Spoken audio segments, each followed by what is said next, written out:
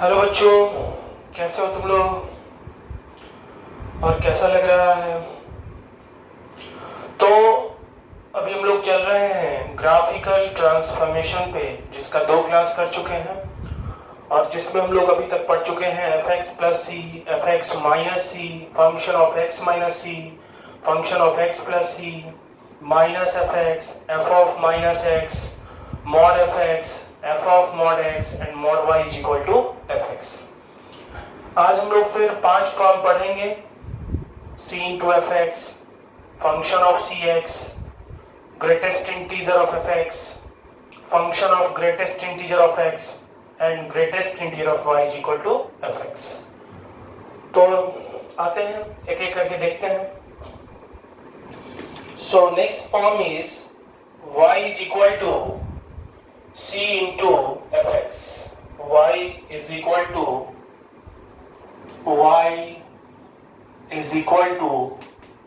c into fx।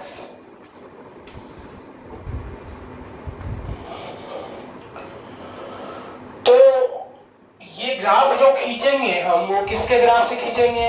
y is equal to fx के graph से। पहले ही हमने बता चुका है कि हर केस में जो ग्राफ हम खींचेंगे वो y is equal to fx के ही ग्राफ से खींचेंगे। हर बार y equal to F X के ग्राफ से उस ग्राफ को हम खींचते हैं। दोनों में डिफरेंस क्या है? पहले आउटपुट एफ एक्स था, अब आउटपुट कितना हो गया? c into F x. Output पहले एफ एक्स था और अब आउटपुट हो गया c इंटू एफ एक्स। मतलब पहले से आउटपुट बढ़ा या घटा ये हम नहीं कह सकते, वो डिपेंड करेगा c के वैल्यू पर। अब अगर c 1 से बड़ा रहेगा, c का वैल्यू अगर 1 से बड़ा होगा, उस केस में पॉजिटिव वाला बढ़ेगा, निगेटिव वाला घटेगा। उसके बावजूद भी एफ पर डिपेंड करेगा। अगर c 1 से बड़ा है, उस केस में भी आउटपुट क्या होगा, बढ़ेगा या घटेगा, ये एफ के साइन पर डिपेंड करेगा। अगर एफ पॉजिटिव है और c अगर 1 से बड़ा है तो वैल्यू बढ़ेगा। एफ पॉजिटिव है, c 1 से छोटा है तो वैल्यू घटेगा। एफ निगेटिव है और c 1 से बड़ा है तो घटेगा। और अगर एफ निगेटिव है और c 1 से छोटा है तो बढ़ेगा।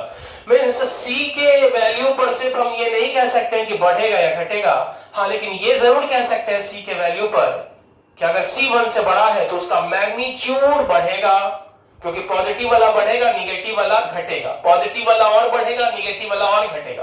तो c का जो वैल्यू है वही डिसाइड करेगा कि ग्राफ का रूल क्या होगा ट्रांसफॉर्मेशन का। तो ये डिपेंड करेगा c के वैल्यू पर। किस पर डिपेंड कर रहा है? c के वैल्यू पर। c ग्रेटर देन 1 और दूसरा c लेस देन 1 है कि नहीं? अब अगर c 1 से बड़ा है, c का वैल्यू 1 से बड़ा है, तो क्या होगा? ग्राफ का रूल क्या होगा वो हमें देखना है। अगर c 1 से बड़ा है तो पॉजिटिव वाला बढ़ेगा, निगेटिव वाला घटेगा। कितना बढ़ेगा और घटेगा? c times. इसका मतलब ये हुआ कि c टाइम्स ग्राफ स्ट्रेच हो जाएगा, तना जाएगा। ग्राफ में तनाव आएगा, ग्राफ में स्ट्रेच आएगा। कितना टाइम्स? c times. तो यहां रूल क्या हो गया? Stretch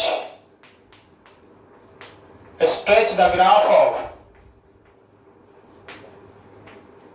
y is equal to fx c times along किधर? y एक्सिस, क्योंकि आउटपुट में चेंज हो रहा है।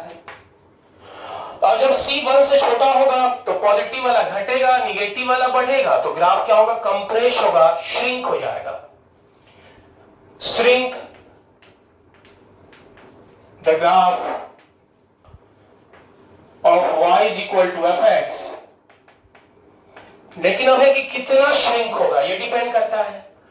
तो अगर c का वैल्यू 1/2 रहेगा तो 2 टाइम्स श्रिंक करेगा। c का वैल्यू अगर 1/2 रहेगा तो 2 टाइम्स ग्राफ श्रिंक करेगा। तो उस केस में 1/c times graph shrink the graph of y equal to fx 1/c times along y axis. यानी c के वैल्यू पर डिपेंड करेगा, ग्राफ स्ट्रेच करेगा या ग्राफ कंप्रेस करेगा या श्रिंक करेगा, वो सी के वैल्यू पर डिपेंड करेगा। अगर सी 1 से बड़ा है तो ग्राफ स्ट्रेच करेगा c times along the y axis, क्योंकि आउटपुट में मल्टीप्लाई हो रहा है तो आउटपुट होगा वाई एक्सिस के अलोंग। और अगर सी का वैल्यू 1 से छोटा है तो ग्राफ श्रिंक करेगा, कंप्रेस करेगा along Y axis by 1/c times. जैसे देखते हैं हम लोग example y is equal to 2 sin x, y is equal to half sin x, दोनों का ग्राफ देखते हैं। दोनों के केस में fx क्या होगा, sin x ही, क्योंकि दोनों का दोनों ग्राफ sin x से रिलेटेड है कि नहीं। हाँ, तो ये मान लो कि ये sin x का ग्राफ है, ये x एक्सिस अपना x एक्सिस, ये y बराबर 1, ये y इक्वल टू -1, ये अपना y एक्सिस, ये ओरिजिन। और इस तरह से हम अगर मान लेते हैं कि ये sin x का ग्राफ है, ये किसका ग्राफ है, sin x का, तो ये 0 है, पहले से लिख चुके हैं, ये पाई, ये कितना 2 पाई, ये माइनस पाई और ये माइनस कितना 2 पाई, है कि नहीं। अब एक और ले बना लेते हैं, क्योंकि रेंज बदल रहा है। 2 sin x का रेंज कितना होगा, sin x का रेंज है -1 से 1, तो 2 sin x का रेंज कितना होगा, -2 से 2। तो अब ये ग्राफ -2 से लेके 2 तक में जाएगा, तो ये हो गया y = -2 और ये y = कितना 2। दूसरा चीज, जहां जहां पर sin x 0 है, कहां पर 0 है, जहां x एक्सिस को कट कर रहा है, जहां जब sin x 0 होगा, जब sin x 0 होगा उस समय 2 sin x और हाफ sin x दोनों 0 होगा। मतलब जहां पर sin x का ग्राफ x एक्सिस को इंटरसेक्ट कर रहा है, वहीं से अभी भी 2 sin x और हाफ sin x का ग्राफ पास करेगा। लेकिन हो क्या रहा है, थोड़ा सा चेंज, कि जहां पर 1 है ग्राफ 2 टाइम्स स्ट्रेच हो रहा है, तो यहां पर 2 पर चला जाएगा, जहां 1 था वहां 2 पर चला गया, ठीक है। और जहां -1 है वहां आप किस पे आ गया, -2 पर। वैसे ही है, -1 है तो -2 पे चला गया, -1 है तो ये 2 पे चला गया। तो ये जो रेड वाला ग्राफ है वो किसका ग्राफ हो गया, 2 sin x का। ये येलो वाला ग्राफ किसका ग्राफ है, sin x का। अब बचा हाफ sin x का। तो क्लियर है कि हाफ sin x का ग्राफ में रेंज भी बदल जाएगा, -1/2 से +1/2। तो एक लाइन ये हम एक्स्ट्रा खींच रहे हैं, हाफ लाइन। और ये आप लोग भी कलर चेंज करके बनाइएगा ताकि समझ में आए बाद में। ये हाफ का लाइन है और ये किसका है, -1/2 का। हाफ का लाइन और -1/2 का लाइन। अभी क्या होगा, तो जहां पर 1 वैल्यू था अब वहां पर क्या हो जाएगा, -1। देखिए -1 पे आ गया, 1 पे था -1 पे आ गया, फिर ये -1 था तो -1/2 पे आ गया। इधर भी वैसे ही ये -1/2 पे आ गया और यहां 1 था तो हाफ पे चला गया। तो इस तरह से ये ग्राफ किसका, हाफ sin x का। तो देखिए जब c 1 से बड़ा है तो ग्राफ क्या हुआ, स्ट्रेच हुआ 2 टाइम्स। 1 पे था तो 2 पे गया, -1 पे था तो -2 पर, यानी ग्राफ स्ट्रेच हो रहा है। और जब c का वैल्यू 1 से छोटा है, तो 1 से छोटा है यहाँ c, तो कंप्रेस कर गया कितना टाइम्स, c का वैल्यू यहाँ कितना है 1/2, तो 1/c का वैल्यू कितना होगा 2। मतलब ग्राफ श्रिंक करेगा कितना टाइम्स, 2 टाइम्स। 1 पर था 2 टाइम्स श्रिंक कर गया, हाफ पे आ गया। क्लियर है। तो इस तरह से y = c × fx में हम ये नहीं कह सकते कि c का वैल्यू 1 से बड़ा है तो ग्राफ का आउटपुट पॉजिटिव है, या c 1 से छोटा है तो आउटपुट नेगेटिव है। ये डिपेंड किस पर कर रहा है, c के साथ साथ fx के साइन पर भी। हाँ, ये बात कॉमन जरूर है कि अगर c का वैल्यू 1 से बड़ा होगा तो ग्राफ स्ट्रेच करेगा, कितना टाइम से स्ट्रेच करेगा, c times along the y axis. और अगर c 1 से छोटा होगा तो ग्राफ श्रिंक करेगा, कंप्रेस करेगा कितना times, 1/c times along y axis. Clear है। निकालिए।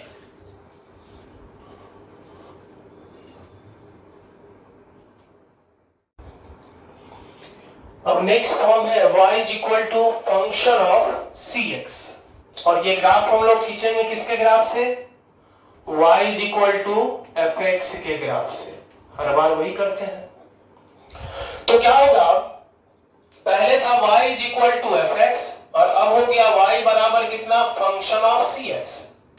तो x बराबर 1 पर आउटपुट कितना था, f(1). अब f(1) आउटपुट कहां पर देगा, अब f(1) आउटपुट कहां पर देगा, जब cx का वैल्यू 1 तो आउटपुट कितना होगा, f(1). यानी जो आउटपुट पहले 1 पर था, सेम आउटपुट अब कहां पर हो रहा है, 1/c पर हो रहा है। जो आउटपुट पहले 1 पर था वही आउटपुट अब कहां पर हो रहा है, 1/c पर। तो 1/c 1 से बड़ा है या 1 से छोटा है, ये डिपेंड किस पर करेगा, c पर। तो c अगर 1 से बड़ा है, c अगर 1 से बड़ा है तो ये 1/c 1 से छोटा होगा। कितना टाइम्स छोटा होगा, c टाइम्स छोटा होगा, मतलब पहले हो जाएगा। कितना पहले, तो c टाइम्स पहले हो जाएगा। तो इसलिए यहां भी ये डिपेंड करेगा किस पर, c के वैल्यू पर, c 1 से बड़ा या c 1 से छोटा। फिर से पहले y बराबर fx था और y बराबर फंक्शन ऑफ cx हो गया। तो पहले x बराबर 1 पर आउटपुट कितना था, f(1). अब f(1) आउटपुट आने के लिए cx का वैल्यू 1, यानी x बराबर कितना, 1/c। यानी जो आउटपुट 1 पर आ रहा था वही आउटपुट अब कहां पर आएगा, 1/c पर। तो पहले आ रहा आएगा कि लेट से आएगा, तो ये डिपेंड करेगा कि ये बड़ा है या छोटा है। अगर ये बड़ा है तो लेट से आएगा, अगर ये छोटा है तो पहले आएगा। अब ये बड़ा 1 से है या 1 से छोटा है, तो c के वैल्यू पर डिपेंड करेगा। अब अगर c 1 से बड़ा है, c अगर 1 से बड़ा है तो ये 1 से छोटा होगा। कितना छोटा, c टाइम्स। और जितना छोटा होगा उतना पहले हो जाएगा, उतना पहले ही आ जाएगा। तो अगर c 1 से बड़ा है, c अगर 1 से बड़ा है तो 1/c छोटा होगा c टाइम्स 1 से, और c टाइम्स पहले वही ग्राफ आ जाएगा। इसका मतलब जो पहले वहां था वो अब c टाइम्स पहले आ जाएगा। मतलब ग्राफ क्या हो रहा है, श्रिंक हो रहा है। किसके लॉन्ग श्रिंक हो रहा है, x एक्सिस के लॉन्ग। तो यहां पर क्या होगा, shrink c times along x axis. और यहां पर क्या होगा, जब c का वैल्यू 1 से छोटा होगा तो डिले हो क्या आएगा, कितना डिले, 1/c टाइम्स डिले। तो ग्राफ स्ट्रेच कर जाएगा, stretch 1/c times along x axis. तो दोनों में डिफरेंस क्या है, पहले वाला था c into fx, उसमें जब c 1 से बड़ा था तो स्ट्रेच था, यहां c 1 से बड़ा है तो श्रिंक है। वहां जब c y एक्सिस के लॉन्ग हो रहा था क्योंकि आउटपुट में c से मल्टीप्लाई था, यहां इनपुट में, इनपुट वेरिएबल में, इसलिए input variable that is x axis के लॉन्ग श्रिंक या स्ट्रेच करेगा। जैसे देखते हैं एग्जांपल। तो ये अपना रूल हो गया, रूल तो समझ गए सब, ये रूल हो गया। अब एग्जांपल देखते हैं। y is equal to sin 2x and y is equal to sin half x। दोनों ग्राफ किसके ग्राफ से खिंचाएगा, sin x के ग्राफ से। तो ये रहा sin x का ग्राफ, ये ग्राफ रहा किसका, sin x का। ठीक है, ये x एक्सिस, ये 1, ये -1, ये ओरिजिन, ये y एक्सिस। तो पहले तो sin x का ग्राफ खींचना, ठीक है।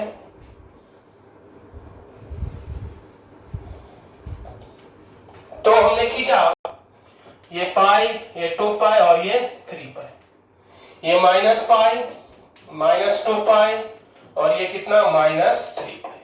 -3 पाई से 3 पाई तक में हमने ग्राफ खींचा है।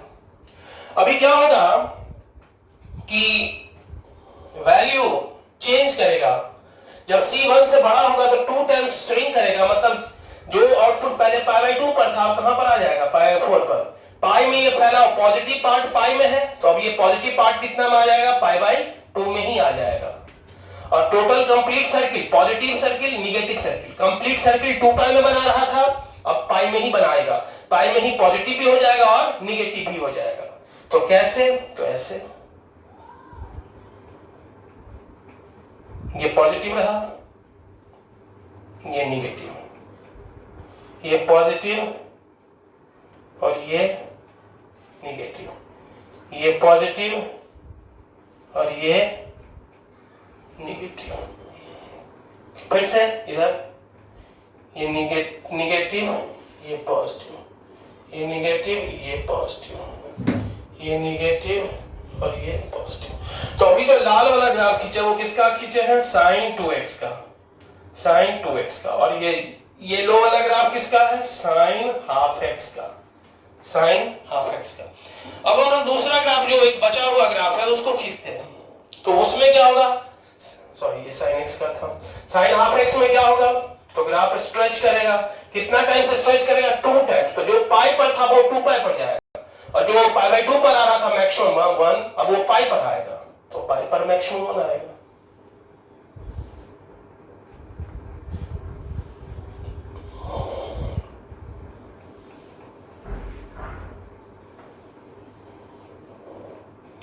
और इस तरह से ये ग्राफ हो गया किसका, साइन हाफ एक्स का। मतलब अगर c फंक्शन ऑफ cx में c अगर 1 से बड़ा है तो ग्राफ स्ट्रेच करेगा x एक्सिस के लॉन्ग c टाइम्स, c अगर 1 से छोटा होगा तो ग्राफ कंप्रेस करेगा, दैट इज श्रिंक करेगा 1/c times along x axis, 1/c times along क्या, x एक्सिस। तो ये अपना ग्राफ का इस फॉर्म का ये रोल रहा है कि नहीं, क्लियर है, ये अपना इसका रोल सी पर डिपेंड करेगा। इससे पहले भी यानी इनपुट या आउटपुट किसी में भी अगर मल्टीप्लाई हो तो डिपेंड किस पर करेगा, सी पर। हाँ, आउटपुट में मल्टीप्लाई था जब सी इंटू एफ एक्स था, सी 1 से बड़ा स्ट्रेच, यहां श्रिंक, वहां सी 1 से छोटा श्रिंक, यहां स्ट्रेच, वहां वाई एक्सिस के लो और यहां एक्स एक्सिस के लो, क्लियर है।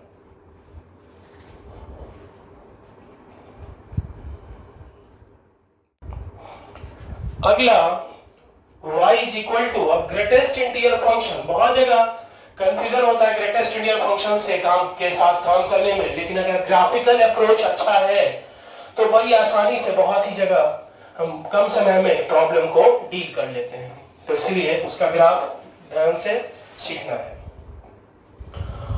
तो पहला नेक्स्ट है y is equal to greatest integer of f(x), और ये तो बात क्लियर है कि ये खिंचाएगा y बराबर fx के ग्राफ से। तो पहले y का वैल्यू fx था और अब क्या है, ग्रेटेस्ट इंटीजर ऑफ fx। तो ये देखो ये ग्राफ है अपने पास y is equal to fx का, ये ग्राफ रहा सपोज y बराबर fx का, ठीक है, ये ऑरिजिन fx के ग्रेटेस्ट इंटीजर का क्या वैल्यू होगा, ये डिपेंड किस पर करेगा, fx पर।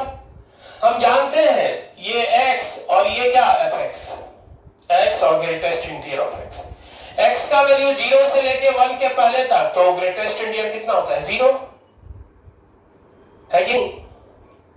या हम डायरेक्ट एक ही चीज कहेंगे, अगर x का वैल्यू n से लेके n+1 के पहले तक हो, x का वैल्यू n से लेके n+1 के पहले तक हो, तो ग्रेटेस्ट इंटीजर वैल्यू कितना होता है, x।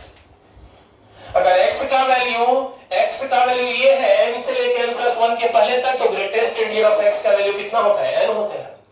तो जैसे x है वैसे fx है, बस ये समझेंगे कि ग्रेटेस्ट इंटीजर का क्या वैल्यू होता है, वो डिपेंड किस पर करता है, उसके अंदर के एक्सप्रेशन पर, उसके अंदर के एक्सप्रेशन का क्या वैल्यू है। तो इसके लिए हमको यहां जानना होगा कि fx का वैल्यू, ठीक है, ये रहा fx का वैल्यू और ये रहा ग्रेटेस्ट इंटीजर ऑफ fx का वैल्यू, ठीक है। तो fx का वैल्यू जब 0 से लेके 1 के पहले तक होगा तो ग्रेटेस्ट इंटीजर 0, जब fx का वैल्यू 1 से लेके 2 के पहले तक होगा तो 1, जब fx का वैल्यू 2 से लेके 3 के पहले तक होगा तो 2, और इस तरह से जब fx का वैल्यू n से लेके n+1 के पहले तक होगा तो वैल्यू कितना होगा, n। तो ये तो fx के वैल्यू पर डिपेंड करेगा, और वो भी किस पैटर्न में, 0 से 1, 1 से 2, 2 से 3। तो fx का वैल्यू 0 से 1 है या 1 से 2 है, वो कहां पे है ये पता करने के लिए हम x एक्सिस के पैरेलल लाइन खींच दिए।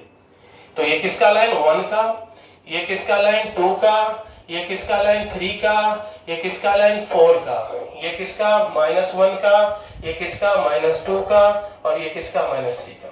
ये 1 2 3 4 -1 -2 -3, ठीक है।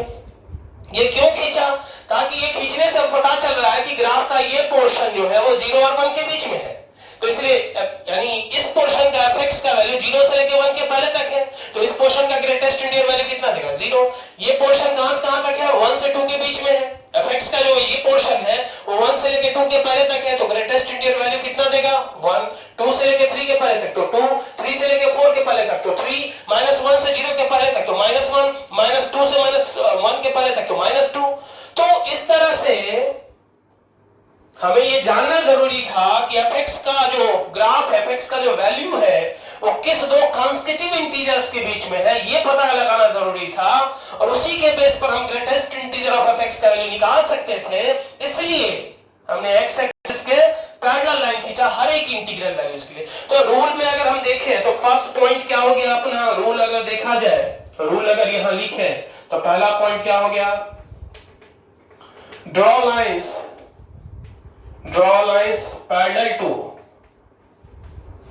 parallel to x axis for each integral values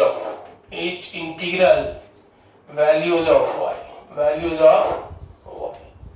ठीक है। अब ये हम पता करना चाहते हैं कि कौन सा पोर किस इंटरवल में fx का वैल्यू 0 से 1 के बीच में है।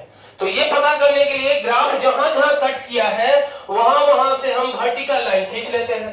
जहां जहां ये ग्राफ को कट किया वहां से हम क्या कर रहे हैं, वर्टिकल लाइन खींच लिया, ठीक है, वर्टिकल लाइन खींच लिया। ये क्यों खींचे, कहां से खींच रहे हैं, तो पैरेलल लाइन जहां जहां ग्राफ को कट किया वहां से पास करते हुए वर्टिकल लाइन क्यों खींचे, क्योंकि ये पता चले कि एक्स एक्सिस पर वो कौन सा इंटरवल है जिसके लिए fx का ग्राफ 0 1 के बीच में है। So draw vertical line, second point क्या हो गया, draw vertical lines through each point of intersection।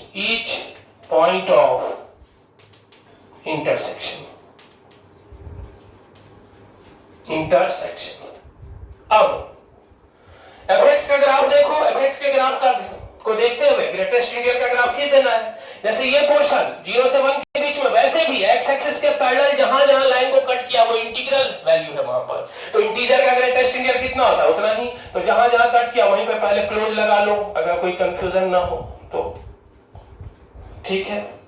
अब ये पोर्शन 0 1 के बीच में है तो इसका ग्रेटेस्ट इंटीजर 0, ये पोर्शन 1 2 के बीच में तो इसका ग्रेटेस्ट इंटीजर वैल्यू 1, ये पोर्शन 2 3 के बीच में तो ग्रेटेस्ट इंटीजर वैल्यू 2, ये पोर्शन 3 4 के बीच में तो ग्रेटेस्ट इंटीजर वैल्यू 3, ये पोर्शन -1 0 के बीच में तो ग्रेटेस्ट इंटीजर वैल्यू -1, ये -2 -1 के बीच में इसीलिए -2, ये -3 -2 के बीच में इसीलिए कितना -3। तो इस तरह से हमने तीसरा पॉइंट क्या किया, ड्रॉ द ग्राफ ऑफ, तीसरा point draw the graph of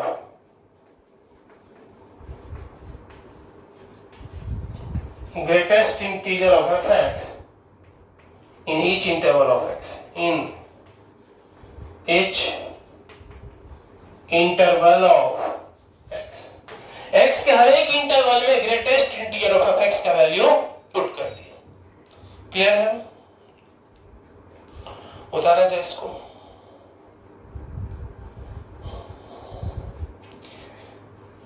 अब हम लोग इस पर कुछ एग्जांपल देखते हैं। रूल तो सीख लिए, रूल क्या कहा कि एक्स एक्सिस के पैरेलल लाइन खींच लो हर एक इंटीग्रल के लिए, और जहां जहां ग्राफ को कट किया वहां से वर्टिकल लाइन खींच लो। अब फिर ग्राफ को देखते हुए 0 1 के बीच में तो ग्रेटेस्ट इंटीजर 0, यहां पर जो ग्रेटेस्ट इंटीजर ऑफ fx का ग्राफ है वो कौन सा है, सिर्फ येलो वाला। ये ग्राफ ब्लू वाला जो था वो ग्राफ है fx का, और येलो वाला जो ग्राफ है वो किसका ग्राफ है, ग्रेटेस्ट इंटीजर ऑफ fx का। तो पहला पॉइंट एक्स एक्सिस के पैरेलल लाइन खींच लेंगे, जहां जहां ग्राफ को कट किया वहां से वर्टिकल लाइन खींच लेंगे। अब हर एक इंटरवल में fx के ग्राफ को देखते हुए ग्रेटेस्ट इंटीजर ऑफ fx का ग्राफ खींच देना है। जैसे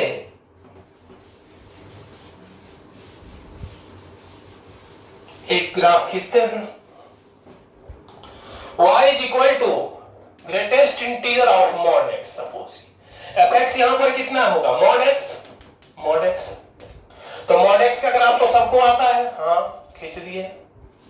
अब क्या रूल कहता था, तो रूल क्या होता है, एक्स एक्सिस के पैरेलल लाइन खींचना है, और जहां जहां ग्राफ कट किया वहां से क्या करना है, वर्टिकल लाइन खींच देना, खींच दिया। अब हर एक इंटरवल वैल्यू पुट कर दो, पहले तो जहां जहां एक्स एक्सिस के पैरेलल कट किया, जहां जहां कट किया वहां क्लोज लगा लो ताकि कोई दिक्कत ना हो।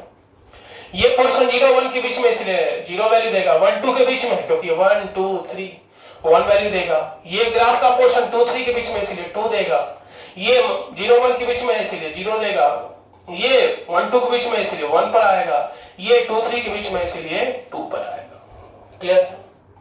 वैसे ही greatest integer of sin x का देखा जाए, y बराबर ग्रेटेस्ट इंटीजर ऑफ कितना sin x। तो यहां पर fx क्या हो गया sin x, fx equal to कितना sin x। तो पहले sin x का ग्राफ खींच लेते हैं। ये रहा sin x का ग्राफ, x एक्सिस 1 और ये कितना -1। अब पहले हम लोग sin x का ग्राफ खींच लेते हैं। ये रहा sin x का ग्राफ -2 से 2 में। अभी रूल क्या कहता है, जहां जहां ग्राफ को कट करे, जहां जहां ग्राफ को कट किया, जहां जहां ग्राफ को कट किया वहां से वर्टिकल लाइन खींच लेंगे। तो x जहां जहां ग्राफ को कट किया वहां से वर्टिकल लाइन खींच लिया जाए, खींच लिया। जहां जहां ग्राफ को कट किया वहां से क्या किए, सपोर्ट लाइन खींच दिए। फाइनल जो अभी हम ग्राफ बना रहे हैं वो इस ब्लू से बना रहे हैं। पहले तो जहां जहां वो कट किया वहां पर क्लोज लगा लो भाई, क्लोज लगा लिया। हॉरिजॉन्टल लाइन जहां जहां ग्राफ को कट किया क्लोज लगा लो, लगा लिया। अब ये पोर्शन 0 1 के बीच में इसलिए 0 वैल्यू देगा, ये भी 0 1 के बीच में इसलिए 0 देगा, -1 0 के बीच में इसलिए -1 देगा, -1 0 के बीच में इसलिए -1 देगा, -1 0 के बीच में इसलिए -1 देगा, -1 0 के बीच में इसलिए -1 देगा। 0 1 के बीच में है तो क्या देगा 0, 0 1 के बीच में तो क्या देगा 0। तो इस तरह से जो ब्लू वाला ग्राफ है वो greatest integer of sin x का ग्राफ है। इस तरह से हम लोग अगर रूल याद है तो कोई भी ग्राफ बना सकते हैं, किसी के ग्रेटेस्ट इंटीजर का ग्राफ बना सकते हैं। क्लियर है?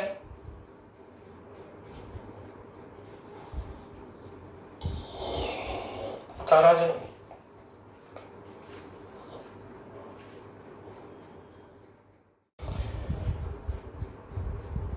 अब हम लोग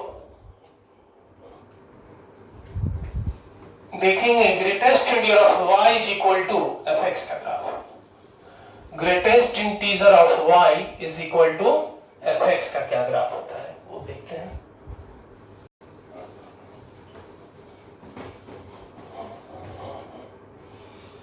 greatest integer of y is equal to कितना fx। तो ये भी ग्राफ खिंचाएगा किसके ग्राफ से, पहला पॉइंट तो ये क्लियर हो गया y बराबर fx के ग्राफ से, मतलब y बराबर fx अपने को पता है। ये रहा y बराबर कितना fx, ठीक है। अब चूंकि ग्रेटेस्ट इंटीजर लगा हुआ है तो इसका वैल्यू हमेशा क्या होगा, इंटीजर ही होगा, है कि नहीं, इंटीजर। तो fx भी क्या होना चाहिए, इंटीजर। यानी ये ग्राफ तभी एग्जिस्ट करेगा जब fx क्या होगा, इंटीजर।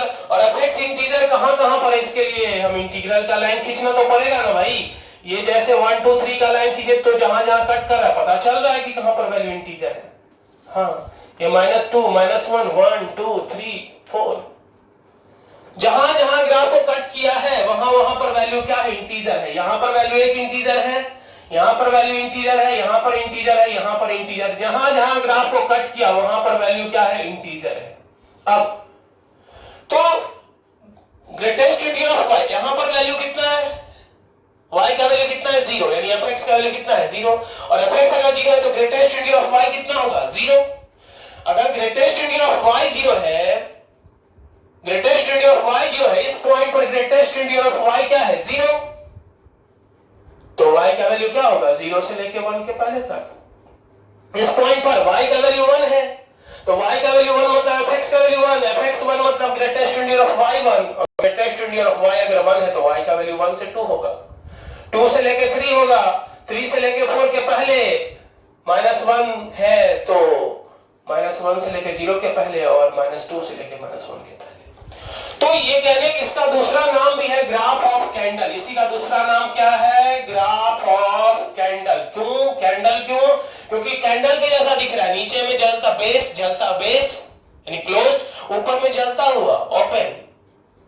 तो रूल क्या हो गया, रूल यही है कि एक्स एक्सिस के पैरेलल लाइन खींचेंगे। क्यों, क्योंकि हमें इंटीग्रल पॉइंट पता करना होगा। क्यों, क्योंकि ग्रेटेस्ट इंटीजर ऑफ y लगा हुआ है, जिसका वैल्यू इंटीजर है तो fx भी इंटीजर ही होना चाहिए। ये फॉर्म तभी एग्जिस्ट करेगा जब fx का वैल्यू इंटीजर होगा। तो fx कहां पर इंटीजर है ये पता करने के लिए हमको x एक्सिस के पैरेलल लाइन खींचना होगा। तो सबसे पहला रूल में पहला पॉइंट क्या हो गया, draw lines parallel to x-axis for each integral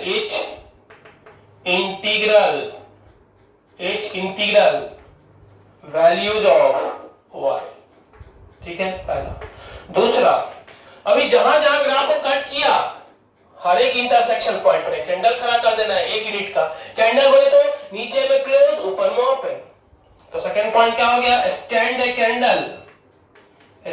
candle of unit length at each point of intersection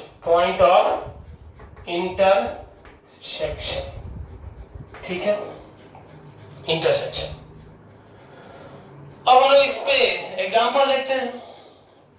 तो क्या करना है, fx का ग्राफ खींच देना है, x एक्सिस के पैरेलल लाइन खींचेंगे, जहां जहां ग्राफ को कट करेगा वहां पर 1 यूनिट का एक कैंडल खड़ा करेंगे। कैंडल खड़ा करने का मतलब नीचे में क्लोज और ऊपर में ओपन। ठीक है, अब इसके मदद से हम लोग ग्राफ इसका खींचते हैं। किसका ग्राफ? सो फर्स्ट है greatest integer of y is equal to x। यहां fx बराबर कितना हो गया, x। तो पहले तो fx का ग्राफ यानी y इक्वल टू x का ग्राफ खींचते हैं। ये रहा y इक्वल टू x यानी fx। अब क्या करेंगे, x एक्सिस के पैरेलल लाइन खींचो। x एक्सिस के पैरेलल लाइन खींच दिया, जहां जहां ग्राफ को कट किया x एक्सिस के पैरेलल लाइन खींच दिया, -1 -2 1 2 3। जहां जहां ग्राफ को कट किया वहां पर 1 यूनिट का एक कैंडल खड़ा करना है। कैंडल बोले तो नीचे में क्लोज ऊपर में ओपन, नीचे क्लोज ऊपर ओपन, नीचे में क्लोज ऊपर में ओपन, क्लोज ऊपर में ओपन, नीचे में क्लोज ऊपर में ओपन, नीचे में क्लोज और ऊपर में ओपन। जहां जहां x एक्सिस के पैरेलल लाइन खींचेंगे और जहां जहां ग्राफ को कट करेगा हर एक ग्राफ को इंटरसेक्शन पॉइंट पर 1 यूनिट का एक कैंडल खड़ा करेंगे। कैंडल बोले तो नीचे में क्लोज और ऊपर में ओपन। ठीक है, दूसरा देखते हैं, greatest integer of y is equal to sin x ले लो। तो यहां fx बराबर कितना है भाई, sin x है कि नहीं। ठीक है, तो पहले तो fx का ग्राफ खींचते हैं।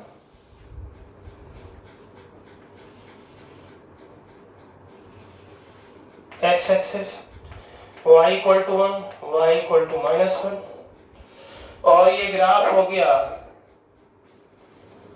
sin x का। किसका ग्राफ हो गया, sin x का।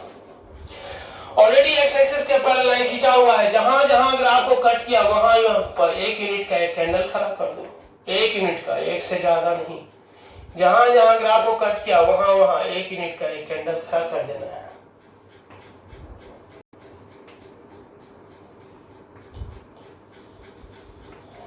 तो ये ग्राफ हो गया किसका, greatest integer of y is equal to sin x।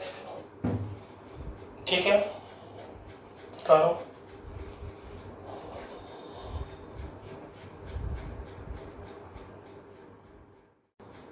अब इसके बाद एक और बच गया, ग्रेटेस्ट इंटीजर से related y is equal to function of greatest integer of x।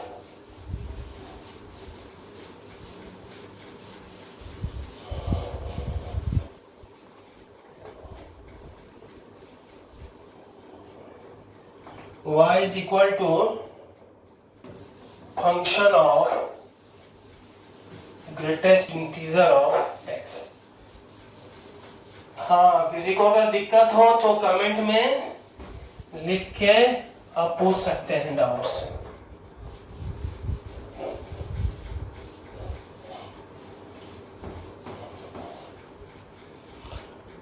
तो y is equal to function of क्या, ग्रेटेस्ट इंटीजर ऑफ x। और ये भी ग्राफ हम खींचेंगे किसके ग्राफ से, y इक्वल टू fx के ग्राफ से। मतलब y इक्वल टू fx अपने पास पहले से है। ये y इक्वल टू क्या हो गया, fx। ठीक है, अब अगर x इंटीजर है तो इंटीजर का ग्रेटेस्ट इंटीजर उतना ही होता है। अगर x इंटीजर है तो इंटीजर का ग्रेटेस्ट इंटीजर क्या होगा उतना ही, यानी इंटीग्रल पॉइंट पर जितना आउटपुट इसमें है उतना ही आउटपुट इसमें होगा, जितना आउटपुट इंटीग्रल पॉइंट पर इसमें है उतना ही इसमें भी होगा। इसका मतलब इंटीग्रल पॉइंट पर जितना ग्राफ का हाइट है उतना ही उसमें भी होगा। तो कितना हाइट है, तो इसके लिए y एक्सिस के पहले लाइन खींच दिए और लाइन का हाइट बताएगा कि कितना आउटपुट है ना। 1 2 3 -1 -2 -2 -3 0। ये क्लियर दिख रहा है कि 0 पर इतना है, 1 पर इतना है, 2 पर इतना आउटपुट है, 3 पर इतना, क्योंकि सेम आउटपुट अब इसमें भी होगा इंटीग्रल पॉइंट पर। इंटीग्रल पॉइंट पर सेम आउटपुट होगा, तो इंटीग्रल पॉइंट पर सेम होगा तो जितना हाइट है उतना हाइट तो पहले से ले लो। इंटीग्रल पॉइंट पर आउटपुट सेम होगा, क्यों होगा सेम, क्योंकि अगर x इंटीजर है तो ग्रेटेस्ट इंटीजर ऑफ x बराबर क्या होता है x, तो दोनों क्या होगा सेम।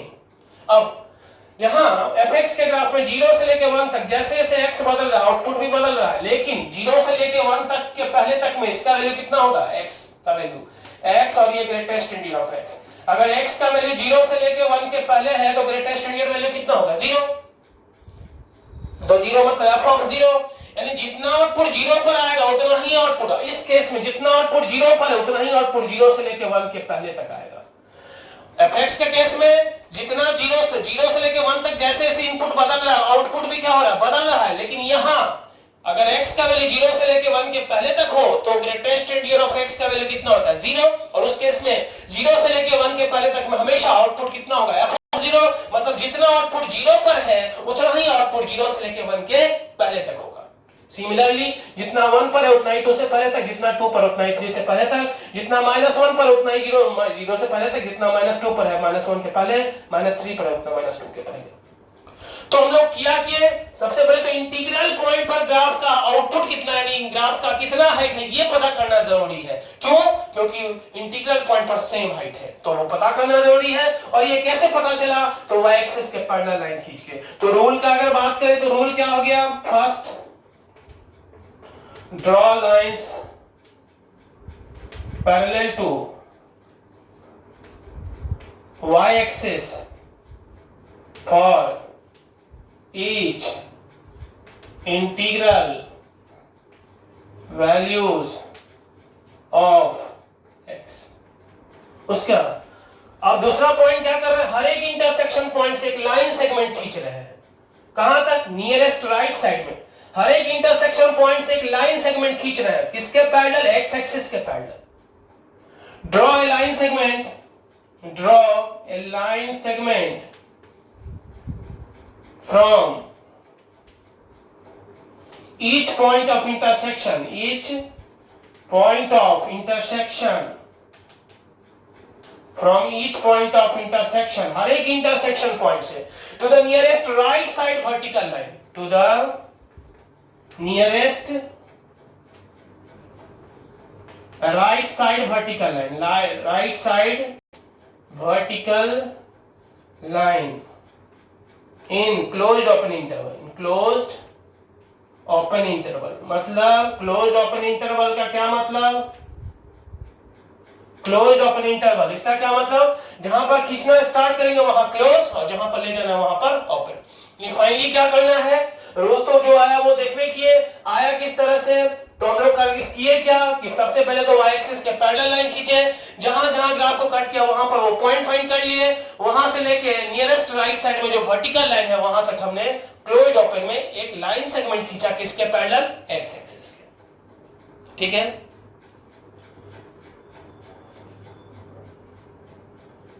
और इस पर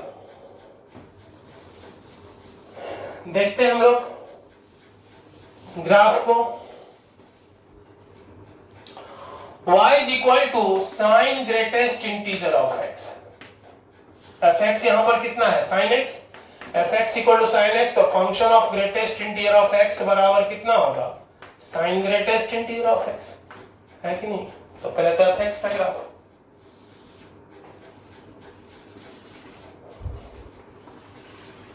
ये x एक्सिस, ये 1, ये -1, ये ओरिजिन। तो पहले तो sin x का ग्राफ खींच लेते हैं, ये रहा sin x का ग्राफ, -2 पाई से 2 पाई। ठीक है, माइनस 2 पाई से लेके 2 पाई, ये पाई, ये 2 पाई, ये माइनस पाई और ये माइनस 2 पाई।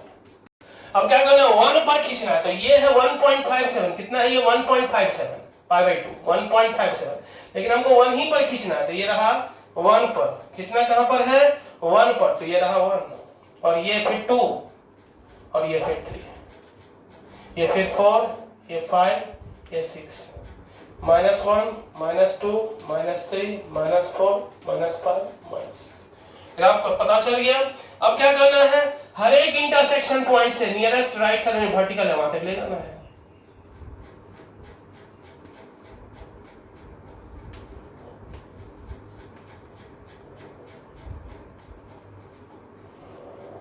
ये NCERT play with graph Arihant में यहाँ पे गलती है, एक 102 पेज नंबर में देख लीजिएगा, गलत बनाया हुआ है।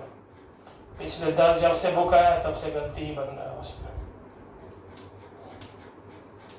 तो ये पीला वाला ग्राफ हो गया किसका, greatest integer of y is equal to greatest sine of y equal to sine of greatest integer of x का। अब हम लोग होमवर्क फिलहाल दे देते हैं, अगले क्लास के लिए होमवर्क आप लोगों के लिए है, क्या है होमवर्क में, पहला graph greatest integer of y is equal to greatest integer of x sine greatest integer of x, greatest integer of sine x पहला। दूसरा